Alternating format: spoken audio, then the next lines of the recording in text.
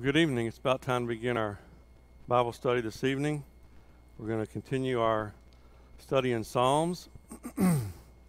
Last week we began the introduction, and we looked at the structure and the form of the Psalms. We looked at the time frame that they were written in, from Moses to Solomon, about a 500-year span there.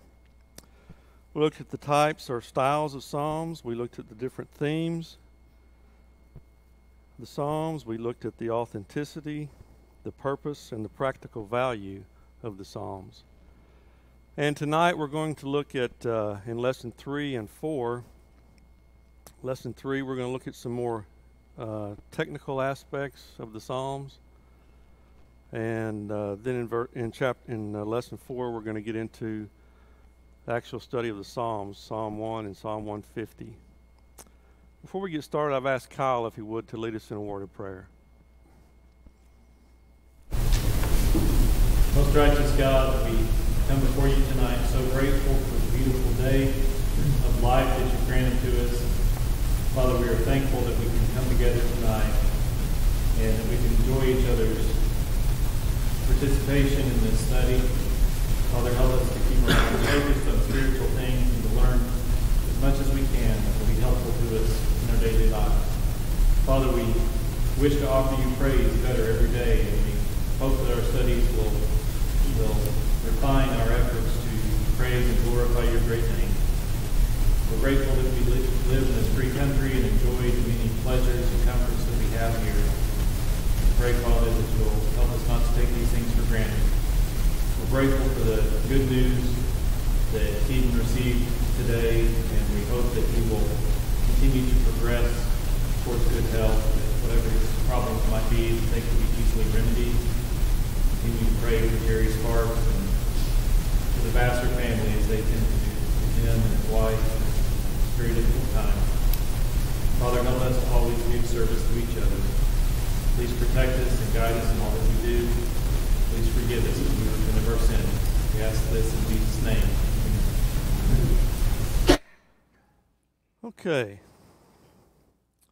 I'll issue a disclaimer right off the top about the technical aspect of Lesson 3. There's a lot of words in here that I was unfamiliar with, and apparently dictionary.com and Webster is unfamiliar with them as well. But anyhow, we'll look at these, and the question was asked, well, how's this going to make me a better Christian? And my reply was, I don't know that it will, but hopefully it'll help us to better understand the way the Psalms are written and the different ways the Psalms are written.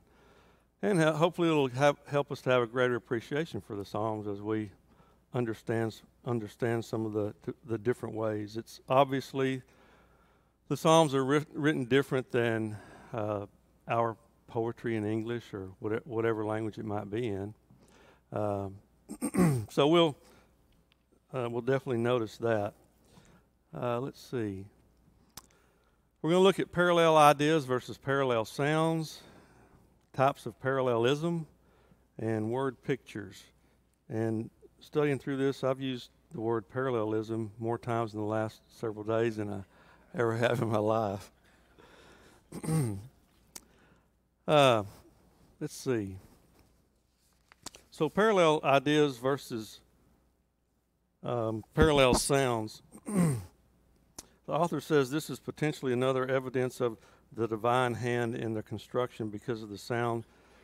If the sound had been rhymed in Hebrew, it would have been totally lost when translated into other languages. So, we're not looking for the different words or the sounds to rhyme in the Psalms. What we're looking for is the different thoughts. Let's see here.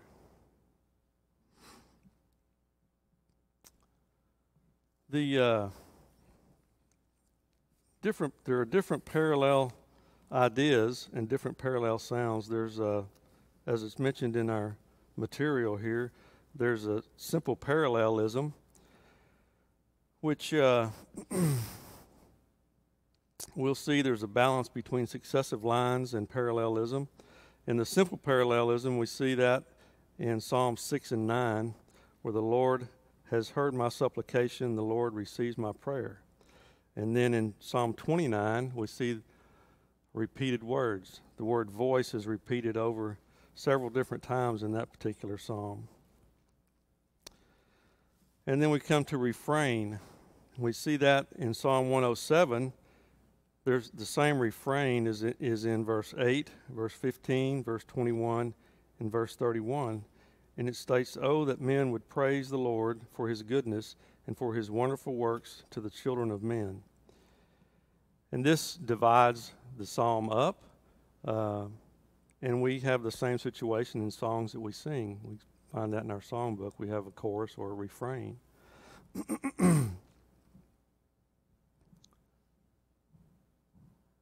I'm confusing myself.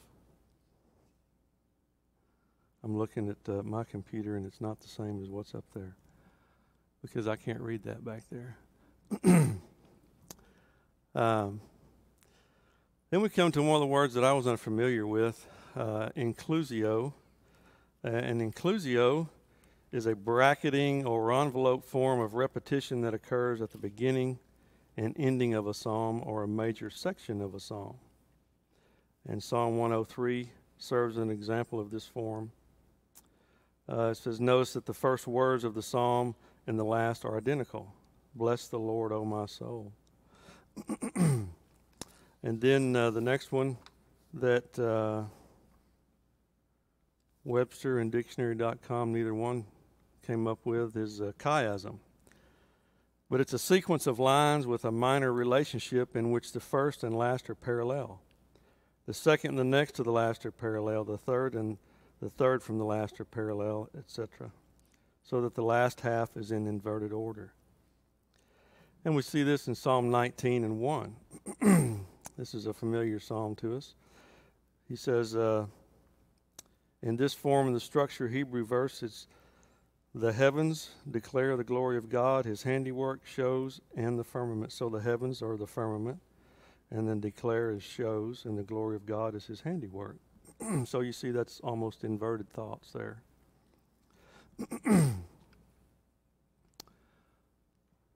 Okay, and then we come to, I don't see that down there, and pardon me for bumping it. We see the basic types of parallelism now.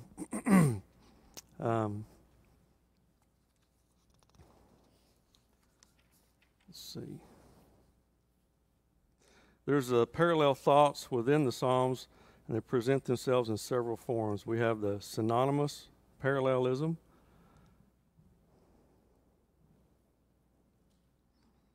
And we see that in Psalm 24 and 2. Yeah, you can see that up there. "For he has founded it upon the seas and established it upon the rivers." So founded and established are parallel, and seas and rivers are parallel. And we'll see this all throughout the Psalms. Then we come to the antithetic parallelism. And this is in the psalm we're going to look at tonight. "For the Lord knows the way of the righteous, but the way of the wicked will perish." So you have two different thoughts there, contrasting thoughts. And then we come to synthetic parallelism. In Psalm 119, we see the synthetic parallelism, where this style presents truth by having the first and second lines of the poem bear some relationship to one another, but it may be the relationship of cause and effect, or of proposition or conclusion.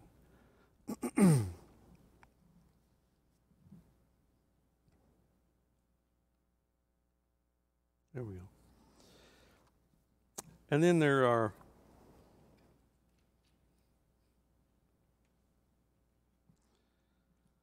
come to the progressive. They're different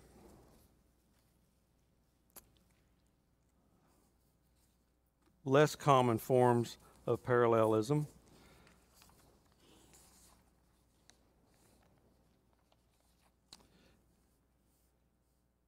You have the progressive parallelism, and again we see this in the first psalm that we're going to look at, Psalm 1:1. "Blessed is the man who walks not in the counsel of the ungodly." So the thoughts progress as we go through here, walks, stand, and then sits. And then we come to the climactic parallelism in Psalm 29:1, given to the Lord, O ye mighty ones, given to the Lord glory and strength. So the last thought is a climactic thought of the first thought. And then the last one in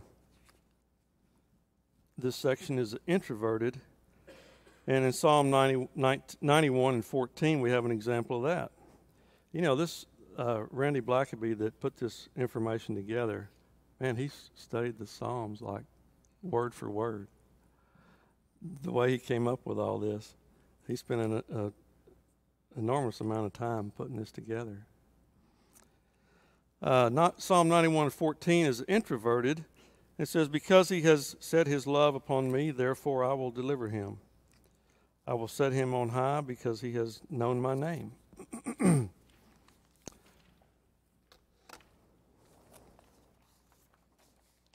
Okay. So then we come to the word pictures or figures of speech, some that I'm a little more familiar with. In the different figures of speech, we have the simile, a figure of speech which two unlike things are compared, as in she is like a rose. And so we see that simile frequently throughout the Psalms. If you have a comment, please speak up. I welcome all the class participation I can get. In Psalm 1:3, it says, he will be like a tree firmly planted by the streams of water, which yields its fruit in its season, and its leaf does not wither. And in whatever he does, he prospers. So the man there that is the righteous says he will be like a tree.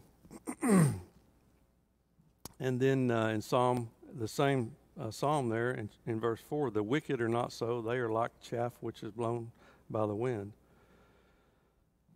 And then we come to the metaphor. It's a figure of speech in which a term or phrase is applied to something to which it is not literally applicable in order to suggest a resemblance, as in a mighty fortress is our God. So God's not literally a fortress, but he is our fortress, he is our strength, he is our shield, and all the different thoughts that come along with that. So Psalm 91:4 says, he will cover you with his pinions, and under his wings you may seek refuge. His faithfulness is a shield and a bulwark. So that indicates that God would have protective wings for us. Yes, sir. You know, just looking at all of these Psalms so far, back to what you had mentioned, I think you said somebody asked, how is this going to help me, become a better Christian?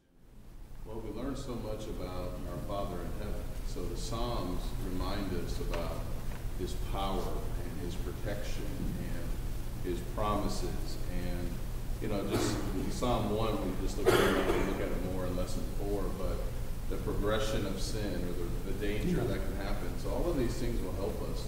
And I think maybe the most important as we look further out in the quarter with these Psalms, the Messianic Psalms. These are just going to reinforce our faith. And this was a fun study. We did this together. We had to look a couple things up, but it's a fun study to really dive into the scriptures. And it's a way for us to know that there's a lot of things for us to study and to look into even more. And so this study is going to help us tremendously. Oh, yeah. As Christians. And even though it's a part of the Old Covenant, the Old Testament, there's still great application for us today. Absolutely. Yeah, and I don't think the person was concerned so much about the study of Psalms, but the technical aspect of it and what we've looked at, what we're looking at right now in this particular lesson. Okay. Next is the hyperbole. Hyperbole is an intentional exaggeration, a figure of speech not intended to be taken literally. For instance, to wait an eternity. Well, obviously nobody's going to wait an eternity. But it's a figure. We use figures of speech in our language all day long. Things that make sense to us, they may not make sense to somebody that speaks a different language, but in our language they do. And so hyperbole is used frequently in the Psalms. In Psalm 107 and 26, they rose up to the heavens, they went down to the depths. And this is referring to the seas or the waves, and their soul melted away in their misery. Well, obviously, no one's soul is going to melt away, but we can be in so much anguish and misery that it feels that way to us. And so when the writers of the Psalms wrote these in this poetic language, it really paints a vivid, graphic picture for us a lot of times. And it helps us to understand the attributes of God and the care that God has for us, and all those different things about God. Okay, the next one is anthropomorphism. Anthropomorphism. I don't know that I've ever said that word before, but it made sense to me. The attributing of human qualities to a deity, inanimate objects, or animals. And so we see this frequently in the Psalms as well. Psalm 32:8 says, I will instruct you and teach you in the way which you should go. I will counsel you with my eye upon you. So we know that God is a spirit, and he's in a different realm and a different dimension than we are. But this human characteristic is given to God where he says his eye is upon us. He'll instruct us and teach us. Okay, and then personification. We're all familiar with this one. The attribution of human nature or character to animals or inanimate objects or abstract notions. So Psalm 35:10 says, all my bones will say, Lord, who is like you? Well, obviously our bones don't speak, but in this particular psalm, it's very descriptive. All my bones will say, Lord, who is like you? And then Psalm 77:16, the waters saw you, O God, the waters saw you. They were in anguish. The deeps also trembled. Okay, so getting into the questions, and I don't have all the questions on here. There's no way I would have been able to cover all of them, but I just picked a few out. So this is one that we all could have participated in. Find a song whose chorus is identical for 3 or more verses of a song. From what we've learned about repetition in Hebrew poetry, what do you think are the purposes of singing the same chorus words repeatedly in one song? Anybody? Kyle?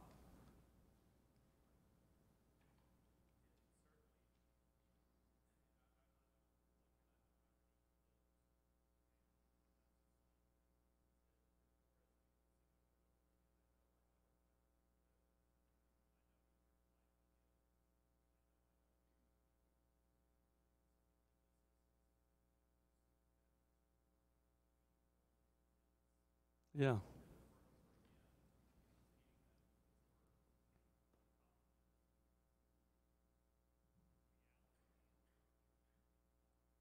Okay. Stephen? Yeah, there are.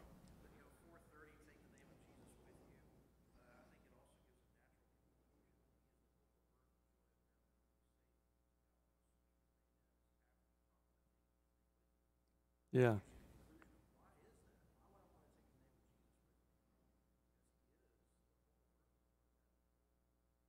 Okay. Anyone else? Okay, there's a couple of reasons I gave for emphasis, which Kyle mentioned. We learn from repetition. It divides its song into sections, and the one that I immediately thought of was number 23 in hymns for worship. Great is thy faithfulness, and in that song, that chorus was repeated after each verse. Great is thy faithfulness. Okay, anything else? Ricardo? Oh, yeah. Yeah. Yeah, that song repeats God is so good many times, doesn't it? Yeah. Okay, anybody else? Yes, you?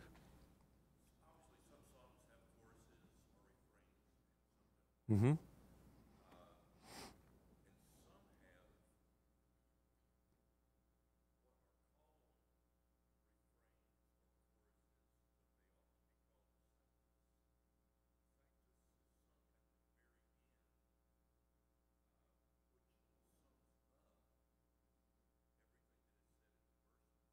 Okay.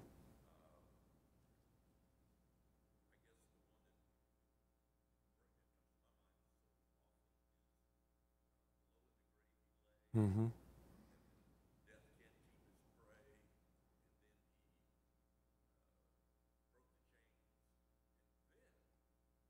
Yeah. Yeah, it makes more sense that way to me.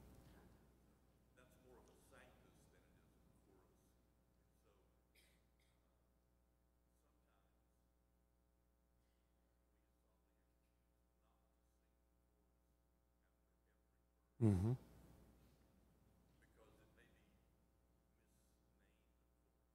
Yeah.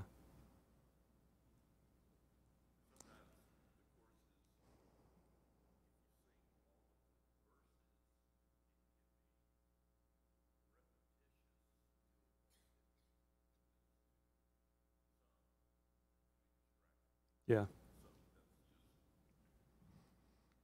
Okay. Thank you. All right. Next question. Yeah,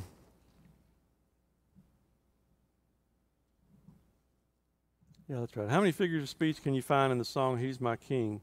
That was number 12 in Hymns for Worship. Anybody look that one up? Shelley said, if you don't have a songbook at home, you're kind of in trouble on this one.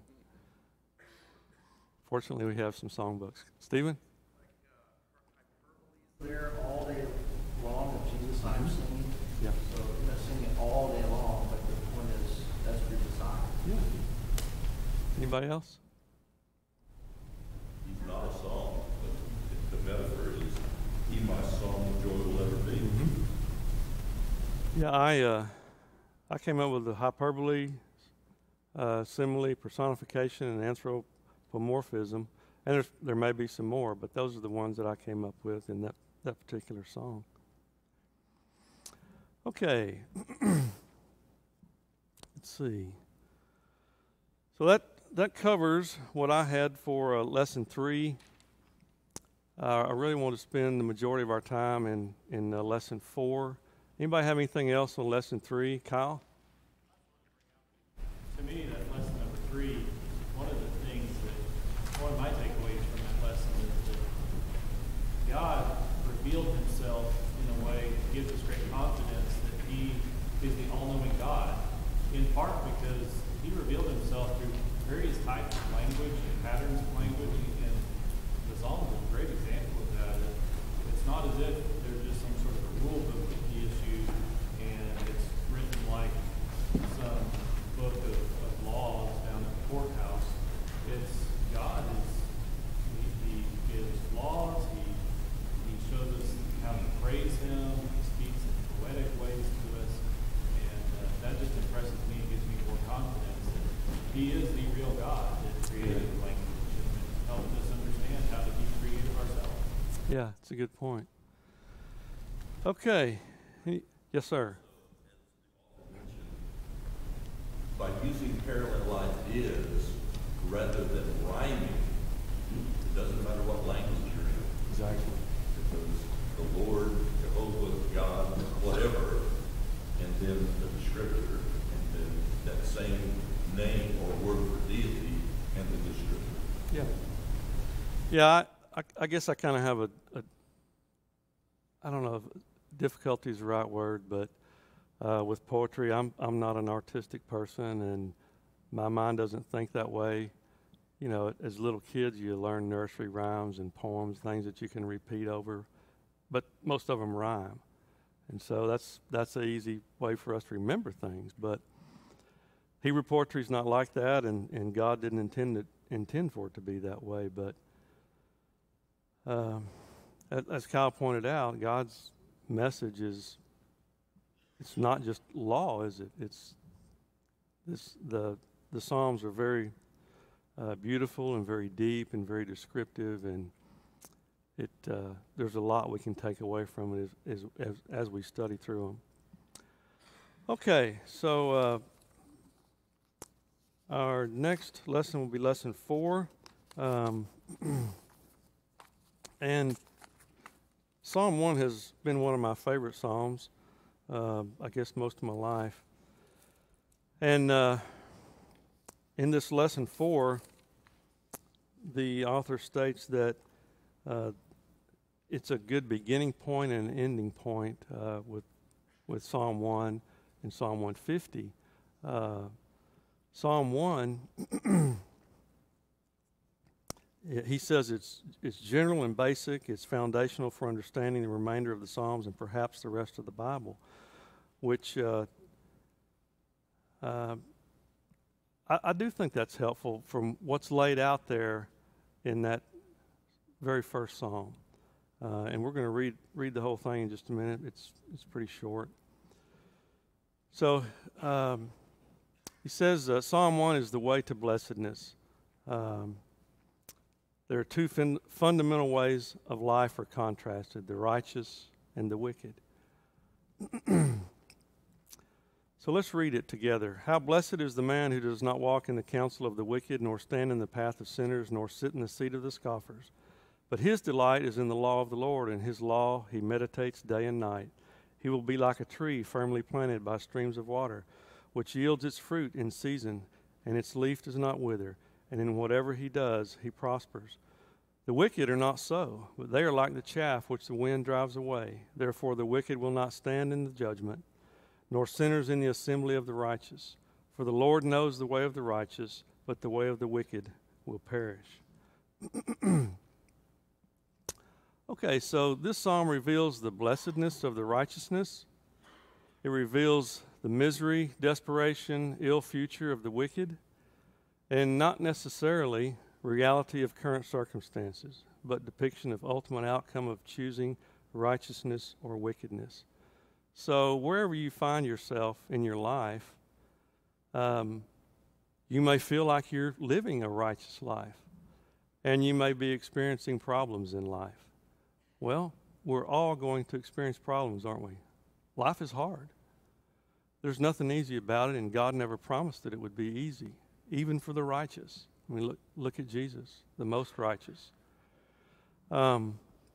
So whatever your circumstances are, it's the ultimate outcome is what it is. It's not what's happening today, but it's what's happening down the road and in the future. And we know at some point we're going to stand before God in judgment. And if we live the way this righteous man is depicted, then the ultimate outcome will be salvation. If not, it'll be condemnation. Any thoughts as we begin looking at Psalm 1? Okay. Yes, Dane.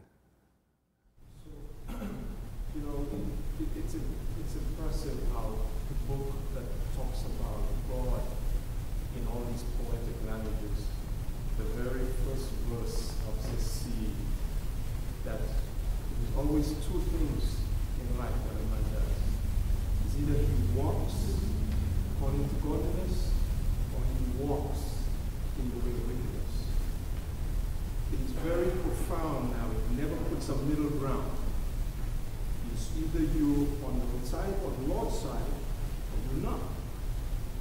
And it's, as to your point, it's one of my favorite songs as well, because it's very clear. It follows the very same trend throughout the scriptures. Yeah. God does not tell us, well, you are sort of good, you know, or how we kind of phrase good. You're either blessed, as in approved by God, because you walk according to his counsel, or you're wicked. And that may not be politically correct, but that's just the truth of life. That's just what it is. You're either walking according to his counsel, and it also states for us that this is something that I think sometimes we can gloss over. You made that choice. You're going to make that choice of which direction you want to walk. And God's showing us who he approves of. Very simplistic. I love that about it. It's very simplistic. It's very cut and dry. There's no, well, how much meditation do I have to do upon this? This psalm kind of stands on its own pretty much. And makes it very clear what choice you make and what the outcome will become. Yeah, there's no gray area, is there? And as you say, it's very easy to understand. It's a direct contrast. And it lines up with all the rest of Scripture. Yeah. Okay, anything else? Okay, the writer of our lesson material mentioned Matthew 5, the beginning of the Sermon on the Mount. And so I wanted to just look at that real quick and see what Jesus says here, and it lines right up with the very first psalm. Blessed are the poor in spirit. And you'll notice that I have that highlighted. What did I do? Did I not hit that? There we go. Sorry about that. You see that I have, for theirs is the kingdom, highlighted in yellow, the top and the bottom. Blessed are the poor in spirit, for theirs is the kingdom of heaven. Blessed are those who mourn, for they shall be comforted. Blessed are the gentle, for they shall inherit the earth. Blessed are those who hunger and thirst after righteousness, for they shall be satisfied. Blessed are the merciful, for they shall receive mercy. Blessed are the pure in heart, for they shall see God. Blessed are the peacemakers, for they shall be called sons of God. Blessed are those who have been persecuted for the sake of righteousness, for theirs is the kingdom of heaven. And that statement brackets that whole thing. And we see what's commonly referred to as the Beatitudes. Blessed are the poor in spirit. So that's now, isn't it? For theirs is the kingdom of heaven. That's in the future. So that kind of lines up with the first psalm. Let's see. Okay, so we see in the progression of this psalm and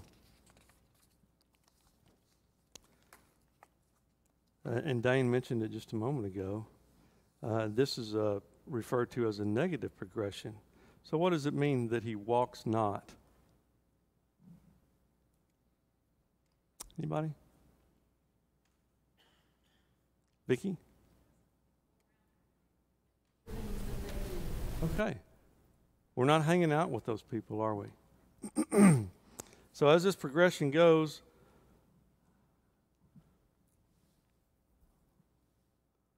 we don't go along or follow the ungodly counsel. We don't stand, stop, or be firm in the path of the sinner. We don't sit, dwell, remain, or abide in the seat of the scornful. So you can see the progression of that. And I think one of the questions asked about influence. But this parallelism indicates the righteous is not guilty of any of these progressive errors. But it's so plain and easy to see this, Stephen. The amount of attention that we give that to. If Yeah. you're walking by something, lessen your attention. You're standing, give it more. You sit down and be there for a while. Yeah. And then it's just the opposite of how much attention that this blessed man gives to the law of the Lord and what he meditates on. So his attention is fully on the law of the Lord, meditating versus these other things. It's Exactly. like we pointed out, you can't have both. So you can't be hanging around, you can't be walking, standing, sitting. You've got to be focused on the Lord's commands. And Yeah. he delights in it. It's not a drudgery. No. It's a wonderful thing for this man who's blessed. Yeah, I think that's a really good point. To get people to understand that, because the world sees that as a weight around our neck. We're trying to obey God. Well, no, it's just the opposite. It's liberty. It's freedom from sin is what it is. And it's so much better life than living a worldly life. Okay, question 1 says, looking at the verses again, walk, stand, and sit, do you observe any other progressions in the words? And Stephen just mentioned the progression that his attention is given to the law of God.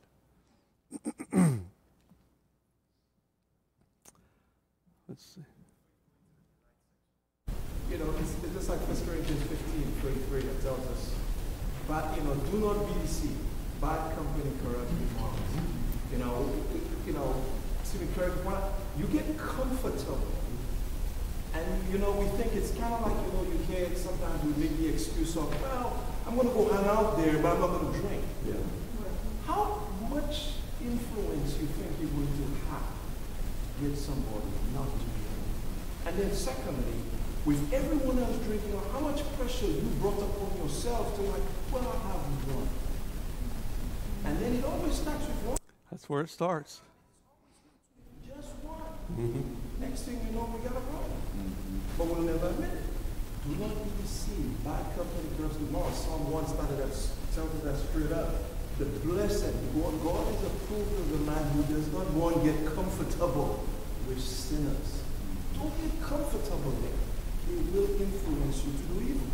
Absolutely. That's the progression. Walk, you first start out walking, now you're standing. Next thing you know, you're sitting with them. Ben? Dane just said, I know I've used Psalm 1, I think, sermons for young people, in 1 Corinthians 15:33 for young people, but it's also for adults. Paul's writing to adults in 1 Corinthians 15:33, and this is going to apply. You know, so it's not, this passage isn't just for our younger, you know, for our children. Okay, be careful how you walk, where you stand, where you sit. It applies for all of us. Absolutely it does. Yes, sir.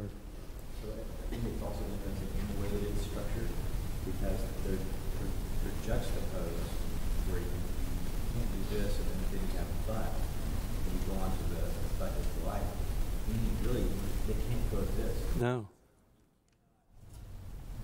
Be in that situation and be one who's like on board. Not possible. It's diametrically opposed, right? Okay, so that was the other progression that I came up with. Now there may be some more there that I didn't pick up on. The next question is, what did you learn from Psalms 1 about the company you keep? And we've kind of hit around that. I said it matters. The company you keep matters. The time that you spend with that company. It's either going to be an influence for good or an influence for evil. And we know that. Kyle? You may have commented on this. It kind of relates to this question, but backing up to question number 1 a little bit, it talks about the words wicked, sinners, and scoffers. What we lose sight of sometimes is that when we start to get comfortable with the manner of sinning, or at least tolerating sin to some degree in our lives and our companions, that before we know it, we become engulfed in that and then eventually scoffing the way of righteousness. And come to a point in which we call good things evil and evil things good. And that's the idea of that scoffing. So the progression is seen in that as well. We've got to be careful with regard to that, about the company we were comfortable with. Yeah, we become desensitized, don't we? We get used to a thing. And the more we associate with the wrong influence, the less it's going to bother us, the less our conscience will be bothered. And before you know it, we're part of the group. Dane? No, please. You know, it's kind of like, you know, we try to teach our kids that. I remind myself of that every day. You work with good people. I'm not going to go around calling them, oh, you're the wicked, the sinners, and all that. We don't go around doing that, but I remind myself, you're lost. I'm saved. And this is not, I'm not doing this like the Pharisee beating his chest. Oh, that's not the point here. Is to remember who's blessed here. They're not. So what influence am I going to show him? Am I going to show an influence that is what God approves of? Or, yeah, but you're good, so it's all good. And I can hang out with you and do what you do, even if I don't do it, but I can linger around you. That's not what God approves. That's not what being blessed is. So it's again, it's a fine line not being a Pharisee in Luke 18. Oh, yeah, watch me. But the real area is reminding myself, that's evil. God calls that evil and wicked. Don't get comfortable with that. Yeah, the more you participate, whether you're actually participating in that sin or not, the more you're around it, the more you allow yourself to be comfortable there, You're being desensitized. Whether it's consciously or not, it's happening. Okay, anybody, anything else on question 2? Okay.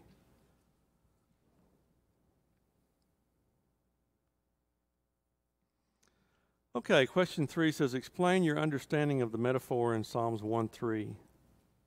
The righteous is compared to a tree. How is the righteous like a healthy, well-watered tree? Hugh? But this is the person who delights in the law and meditates on it. He's planted by the water. Water has a lot of connotation in the Scripture. He yields fruit, and the leaf doesn't wither. He doesn't fade. So that helps those of us, or encourages those of us that have a lot of birthdays. Absolutely. It doesn't matter what our age is, does it? There's work to do. Righteous are connected to the source of life. Absolutely. Water. Water. To the power source, we'll be fine. Yeah, I had several there were spiritually grounded. He's strong, he's settled, fastened, anchored. And then the reference was Jeremiah 17:7 and 8. It's similar to what this first psalm is. Anybody else on that one? Okay. Question 4, what is meant by whatever the righteous does will prosper? Is this promising a problem-free life? Well, I think the answer to that one's obvious.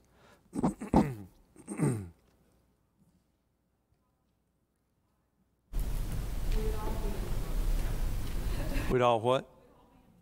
Yeah. Yeah, there's no promises of a problem-free life anywhere. Anybody else? What is meant by the righteous, whatever the righteous does will prosper? Dane? I think of that like as it's kind of like where, the passage in and it's eluding me. But where God, whatever God does, will always prosper in the thing that He sent it out to do. So in essence, we may think what we may count as prospering is not what God calls as prospering.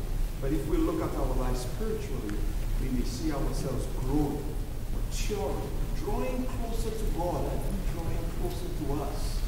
So when we stay in His righteousness, the confidence, the strength that in the last question, all the attributes you talked about, those will become our attributes. We will get those attributes of that confidence, that anchor, that hope in God that will not fail. Yeah. That's the prospering that I kind of sense I see coming out of that. This is not about physical. No. Yeah, I think it's totally a spiritual application. Stephen? Like Paul says in Philippians 4:11, he's learned how he can be content whether he's abased or things are abounding physically. That's part of his maturity as a Christian. Yeah. He's learned how to see his life as prosperous with the Lord, no matter what the external is. Okay. Maybe you're referring to faith, walking in the paths of righteousness, doing what God wants us to do, lessons that we come about that. Well, for sure, we avoid a lot of issues that the world experiences by living this way, don't we? Yeah. We avoid all that garbage by walking the best possible life. So Ephesians 1:3 mentions the spiritual blessings. Philippians 4:19 refers to our spiritual or our needs. I didn't even get to 150. But God knows what we need, and it may not necessarily be what we think we need. But we will definitely be blessed by living this way. Thank you. Thank you for all your comments tonight.